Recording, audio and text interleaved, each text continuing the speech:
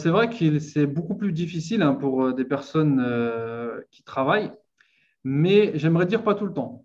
Parce qu'une personne qui travaille, euh, justement, sait que de telle heure à telle heure, elle n'est pas disponible, donc elle va s'organiser plus facilement qu'une personne qui ne travaille pas. Même si une personne qui ne travaille pas est souvent chargée, hein, parce qu'une femme au foyer, c'est un travail. Hein, mais en général, et je pense qu'on l'a tous vécu, lorsqu'on a du temps libre, on n'arrive pas à gérer notre temps. Alors que lorsqu'on est occupé, c'est là où on est beaucoup plus efficace.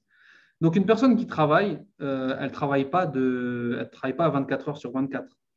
Donc, à elle de s'organiser, de regarder dans les tâches qu'elle fait, qu'est-ce qu'il y a d'indispensable et qu'est-ce qu'il y a de supprimable, si on peut dire ça comme ça. Hein, on va voir que lorsqu'on fait le point dans nos tâches quotidiennes, il y a des choses que l'on peut soit supprimer ou il y a des choses que l'on peut déléguer. Par exemple, aller acheter le pain tous les jours, ça va me prendre 20 minutes par jour, et ben, je peux dire à mon mari d'y aller, je peux dire à mon enfant d'y aller. D'accord? Essayer de faire le point et de voir quelles tâches je peux déléguer. Faire la vaisselle, par exemple, et ben, aujourd'hui, ce n'est pas moi qui va le faire, ça va être mon fils. Ou je vais investir dans un lave-vaisselle. Je prends des exemples un peu.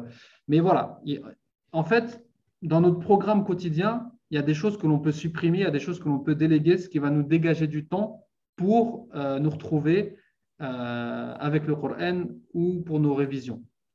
À nous de faire le point, à nous de faire des choix. Il faut également la participation de toute la famille. Et si vraiment, vraiment, vraiment, vraiment, il n'y a pas de possibilité de déléguer ou de supprimer, eh ben, il faudra supprimer un peu de son sommeil.